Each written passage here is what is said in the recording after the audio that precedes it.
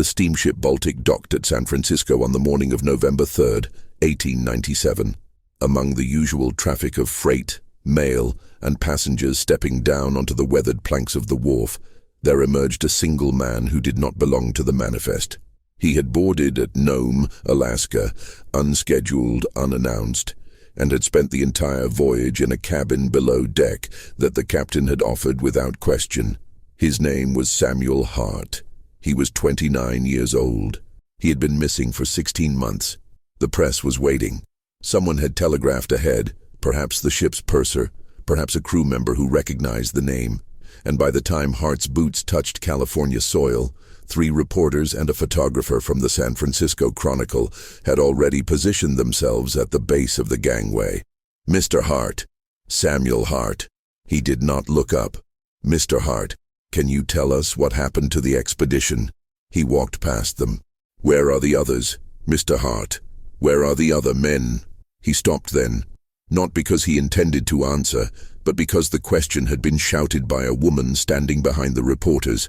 She was small, dressed in black, and her face was unfamiliar to him. Later, it would be confirmed that she was the widow of Thomas Milliner, one of the 83 men who had not returned. Samuel Harte looked at her for 3 full seconds.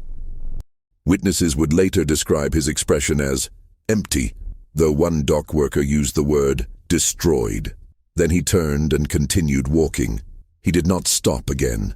By evening, the silence had become a story in itself.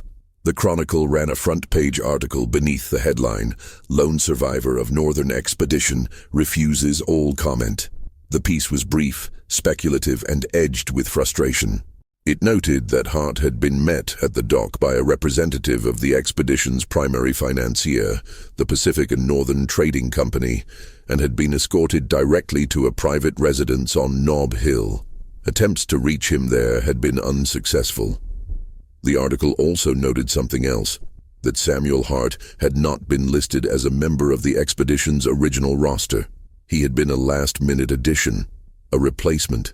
The historian piecing this together more than a century later, working from yellowed newspapers, shipping logs, and a single surviving letter written by Harte's sister, would note the precision of his silence. It was not evasion, it was refusal. He did not say, "I cannot speak of it." He did not say, "I am not ready." He simply said nothing. And in the weeks that followed, as pressure mounted from families, investors, and government officials, that silence became a wall. Impenetrable, absolute. The Pacific and Northern Trading Company issued a brief statement on November 5th, 2 days after Harte's arrival. It confirmed that the Northern Alaska Surveying Expedition, launched in July of 1896 with the stated goal of mapping potential mineral deposits along the Seward Peninsula, had suffered catastrophic losses. It acknowledged that Samuel Harte was the sole known survivor. It promised a full internal review. The statement did not explain what had happened. It did not explain why 83 men were dead. And it did not explain why Samuel Harte would not speak. The families demanded answers. Letters poured into the company's offices. A formal inquiry was launched by the U.S. Department of the Interior. Harte was subpoenaed to testify before a federal panel in December of 1897. He appeared. He sat in the chair. He refused to take the oath. The transcript of that hearing, archived in a basement file room in Washington, D.C., is 4 pages long. 3 of those pages consist of questions posed by the panel. The 4th is blank, except for a single notation written in the hand of the presiding official. Subject declined to respond to any inquiry. Session adjourned without testimony. There is no record of what was said to him. There is no record of whether he was threatened, cajoled, or appealed to on moral grounds. There is only the record of his refusal. And then, something unusual, the inquiry was quietly dissolved. No final report was issued. No charges were filed. The matter, for reasons that remain unclear, was allowed to fade. Samuel Harte returned to his family home in Oregon in January of 1898. He did not speak of the expedition to his sister, his mother, or the priest who visited him twice that winter. He took a position as a clerk in a dry goods store in Astoria. He lived quietly, He married in 1903 a schoolteacher named Anne Poole, who later told her niece that Samuel had asked only one thing of her before the wedding: "Never ask me where I was." She never did. He died in 1931 at the age of 63 of pneumonia. His obituary in the Astoria Daily Budget made no mention of the expedition. His silence outlived him. To understand what Samuel Harte would not say, one must first understand what was known, what could be verified, documented, and reconstructed from the time before the silence began. The Northern Alaska Surveying Expedition was not a government project. It was privately funded, organized by the Pacific and Northern Trading Company in partnership with two San Francisco investors whose names appeared on the original incorporation documents, but who, after the disaster, quietly withdrew from public life. The goal was straightforward: to survey and assess the mineral potential of an unmapped region along the Seward Peninsula, an area rumored to contain significant gold deposits. It was 1896. The Klondike gold rush had not yet begun, but whispers of northern riches were already circulating among those with capital and ambition. The expedition required men. 84 were hired. The roster, preserved in the archives of the Pacific and Northern Trading Company, reveals a cross-section of the American working class at the end of the 19th century. There were miners from Colorado and Montana, loggers from Washington, dock workers from San Francisco, a handful of surveyors and engineers. Several had experience in the Alaskan interior. Most did not. They ranged in age from 19 to 52. They were promised wages of $3 per day, plus a percentage of any mineral claims filed. The contract stipulated a term of 14 months. Departure was set for early July 1896. Return was expected by September 1897. Samuel Harte was not on the original roster. He was added 6 days before departure. The circumstances of his inclusion are poorly documented, but a letter written by his sister Margaret and discovered in an estate sale in 1981 sheds some light. In it, she mentions that Samuel had been out of work for several months and had been desperate for a position that would carry him through the winter. A friend, unnamed, had recommended him to the expedition's organizer, a man named Charles Drummond. Drummond interviewed Harte on June 28, 1896, in a San Francisco office overlooking the bay. There is no record of what was discussed, but Harte was hired on the spot. He was assigned to the surveying detail, a support role that required no specialized training. He was to assist with measurements, carry equipment, and record field notes. He signed the contract the same day. Margaret's letter ends with a line that would later take on unbearable weight. He seemed lighter when he left, as if the trip had already saved him. The 84 men gathered at the docks on the morning of July 6, 1896. Photographs from that day, preserved in the California Historical Society, show them assembled in loose rows, some smiling, others serious. They wear heavy canvas coats despite the summer heat. Their gear is piled behind them: tents, crates, surveying instruments, rifles. Samuel Harte is visible in one photograph, standing near the back. He is taller than most, thin, with dark hair and a narrow face. He is not smiling. His hands are clasped in front of him. He looks directly at the camera. It is the last known photograph of him before his return. The ship that carried them north was a refitted cargo steamer named the Catherine Bell. It was not built for passenger transport, and the conditions aboard were cramped and uncomfortable. The men slept in shifts. Meals were communal and sparse. The voyage took 11 days. One of the engineers, a man named Patrick Dooley, kept a journal during the early weeks of the expedition. His entries, later provided to investigators by his brother, offer a glimpse into the group's dynamics. July 8, 1896. Weather fair, spirits high. Most of the men are strangers to one another, but camaraderie is forming. Games of cards in the evenings. Harte keeps to himself, but seems steady. July 12, 1896. Crossed into Alaskan waters. Temperature dropping. Some men seasick. Harte still quiet, but he takes his turns at the work without complaint. July 16, 1896. We have arrived. The campsite is a low valley 2 miles inland from the coast. Dense fog. The land is harsher than I expected. Drummond says we begin surveying tomorrow. The camp was established along a narrow river, later identified as the Pilgrim River, though the name was not yet in use. It was a remote site, chosen for its proximity to rumored placer deposits and its access to fresh water. The nearest indigenous settlement was more than 30 miles to the south. The nearest trading post was over 100 miles away. They were alone. For the first 2 months, the work proceeded as planned. Teams of men moved outward from the base camp, surveying sections of the valley and the surrounding hills. Samples were collected. Notes were taken.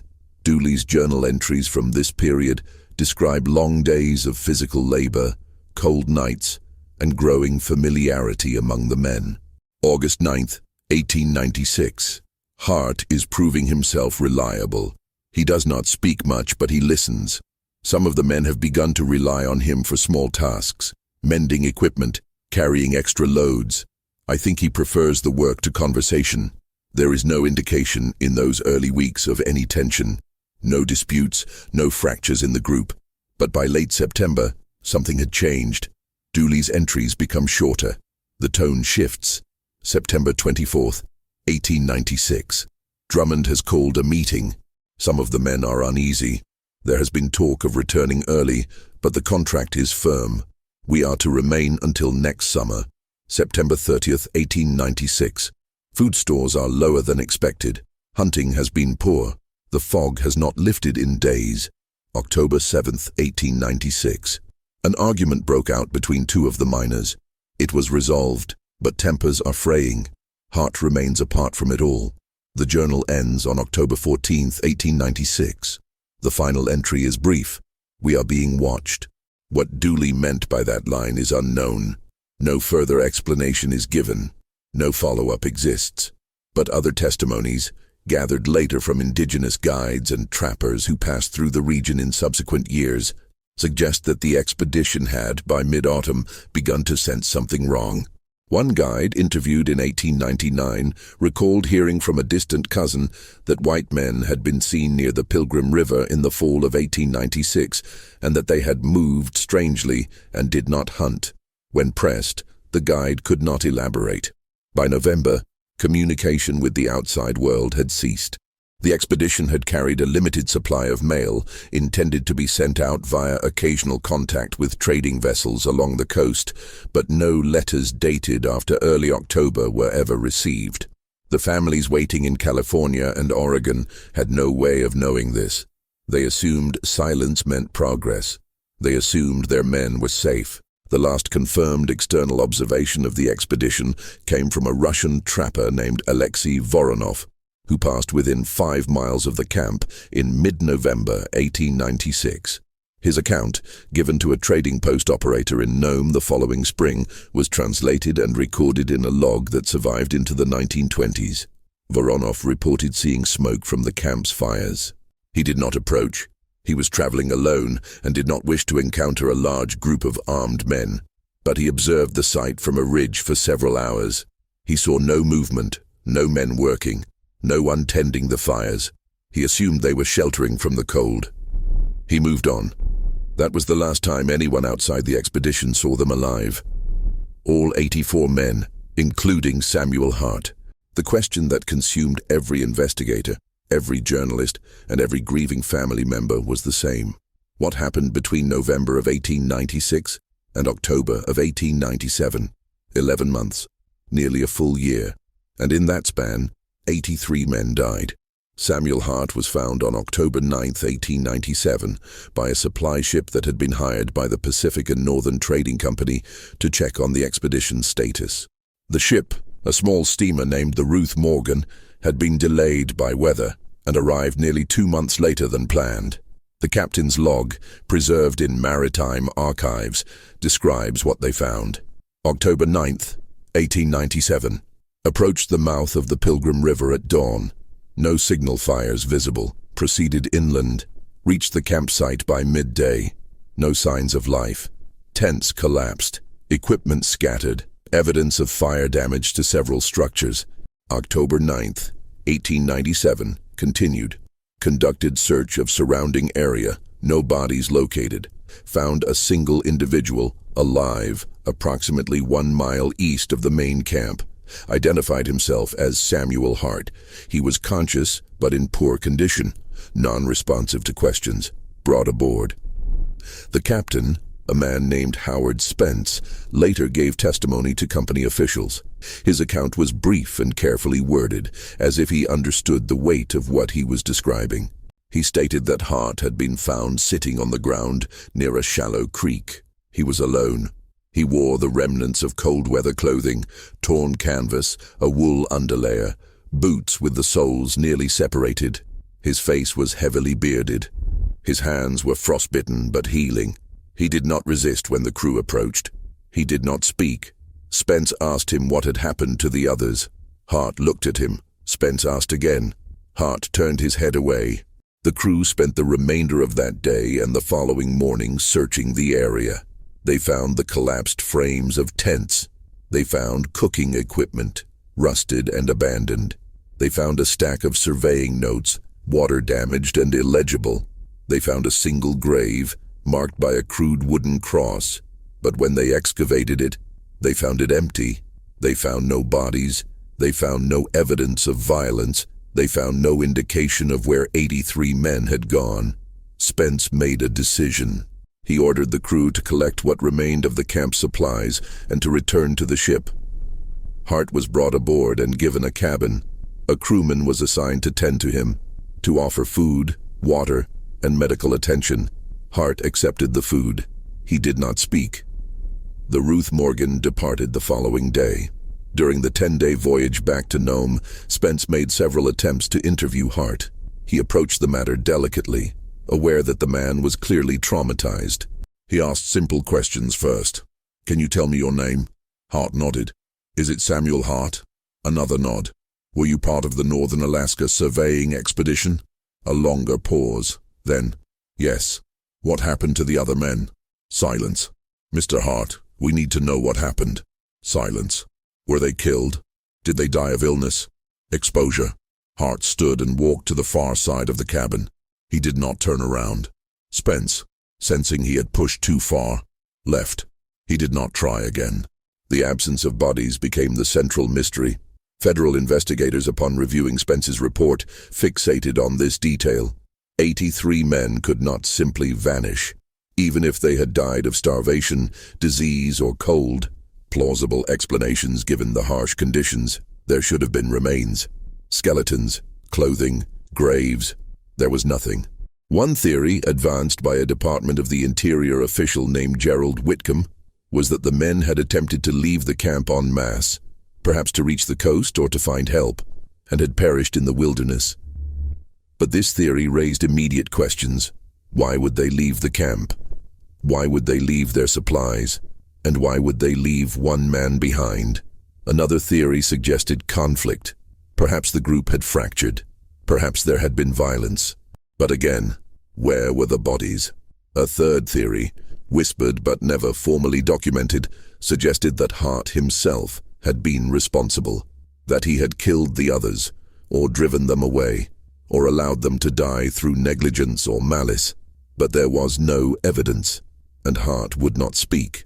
In December of 1897, after Harte's refusal to testify before the federal panel, a private investigator named Lawrence Kern was hired by several of the families. Kern was a former Pinkerton agent with a reputation for tenacity. He traveled to Oregon, where Harte had returned, and attempted to interview him. Kern's notes, later donated to a university archive by his grandson, provide the most detailed account of an attempt to break Harte's silence. December 18, 1897. Met with subject at family residence in Oregon. Mother present. Subject agreed to sit with me, but stated clearly that he would not discuss the expedition. I pressed. He stood and left the room. December 19, 1897. Second attempt. Approached subject while he was walking alone near the river. Asked if he felt guilt. He stopped walking, looked at me, said nothing. Continued walking. December 20th, 1897. Final attempt, confronted subject at his place of work, demanded answers on behalf of the families. He did not react. A co-worker intervened and asked me to leave. Kern's conclusion, written at the end of his report, subject will not speak. Whether from trauma, guilt, or oath, I cannot determine. Recommend case be closed. But one family refused to let it close. The widow of Thomas Milliner, the woman who had been waiting at the docks in San Francisco, hired a lawyer and attempted to bring a civil suit against Harte for wrongful death. The suit alleged that Harte had withheld information that could have prevented the loss of life, or that he had directly contributed to it. The case was dismissed in March of 1898. The judge's reasoning was simple. Without evidence of a crime, there was no case. Harte's silence was not in itself illegal, and yet the question remained. If he had nothing to hide, if he was simply a survivor, traumatized and unable to relive the horror, why not say even that much? Why not offer even the smallest fragment of explanation? Why the absolute, unyielding refusal? Years later, after Harte's death, his wife Anne was asked by a journalist whether Samuel had ever given her any indication of what had happened in Alaska. She said no. Then, after a long pause, she added something. He told me once that some things protect the living by staying buried. The journalist asked what she thought he meant. She said she didn't know, but she believed him. The silence did not end with the closure of the inquiry or the dismissal of the lawsuit. It deepened, it spread, and it outlasted every attempt to break it. In the years immediately following the disaster, the Pacific and Northern Trading Company quietly dissolved. The investors withdrew. The records of the expedition were transferred to a legal firm in San Francisco, where they were stored in a warehouse and gradually forgotten. Attempts to access those records in later decades were met with bureaucratic resistance, missing files, and vague references to confidential business matters. It was as if the expedition itself had been erased. But the families could not erase their grief. Margaret Harte, Samuel's sister, wrote letters to him for 5 years after his return. Most were never answered. A few were returned unopened. In one letter, dated April 1899 and preserved in her personal effects, she wrote, "I do not ask you to tell me what happened, Samuel. I only ask that you tell me if you are all right, if you are well, if you sleep, if you dream. I need to know that you are still my brother." There is no record of his response. But in a later letter dated June 1901, Margaret mentioned that Samuel had visited her briefly during a trip to San Francisco. She wrote, "He looked older, thinner, but he smiled when he saw me, and that was enough. We did not speak of Alaska. We spoke of small things, Mother's health, the weather, a book I had been reading. When he left, he held my hand for a long time. I think that was his way of answering." The pressure on Harte did not come only from investigators and journalists. It came from the men he had known. In 1902, a miner named Joseph Carrick, who had worked alongside several of the lost men on previous expeditions, traveled to Astoria specifically to confront Harte. Carrick had lost a close friend, Daniel Rowe, on the expedition, and he had spent years trying to piece together what had happened. He found Harte at the dry goods store where he worked. Carrick's own account of the encounter, written in a letter to Rowe's widow, describes the exchange.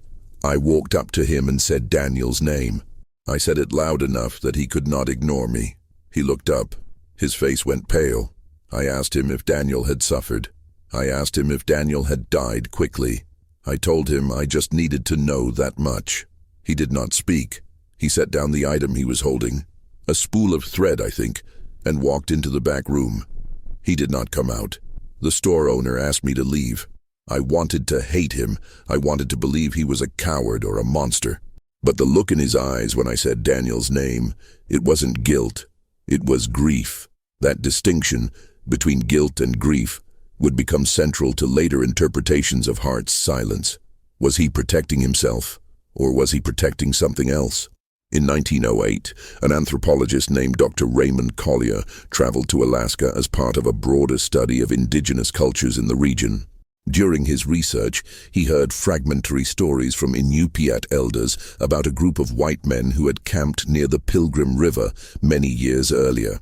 Collier recorded these accounts, though he noted that the details were vague and often contradictory. One elder mentioned that the men had angered the land. Another spoke of hunger that came from inside. A third refused to speak of it at all, saying only that what was taken should not be remembered. Collier attempted to press for specifics, but he was met with silence not unlike Harte's, a refusal that seemed less about withholding information and more about respecting a boundary. He concluded that whatever had happened, it had left a mark on the region itself. Harte married in 1903. His wife, Anne, was, by all accounts, a patient and gentle woman. She had been a schoolteacher in Portland before meeting Samuel, and she had a reputation for kindness and discretion. Their marriage was quiet. They had no children. Anne later told her niece that Samuel had nightmares, but that he never described them. She said he would wake in the middle of the night and sit by the window, looking out at the darkness.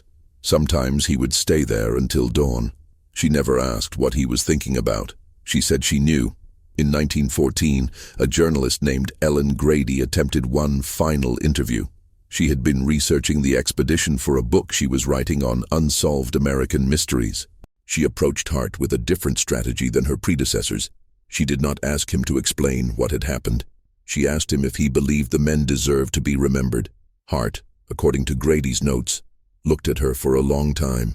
Then he said, yes. It was the only word he ever spoke publicly about the expedition. Grady asked a follow-up. Then why not tell their story? Harte stood and left. The silence became, in time, a kind of monument. Families stopped asking. Journalists moved on to other stories. The federal government quietly closed its files, and Samuel Harte lived out the remainder of his life in Astoria, working, walking, existing in the space between the man he had been and the man he had become. He died on February 11, 1931, at the age of 63. His death certificate listed the cause as pneumonia. His obituary made no mention of Alaska. Anne buried him in a small cemetery overlooking the Columbia River. She had a simple headstone placed at his grave. It bore his name, his birth and death dates, and a single line: he carried what could not be spoken.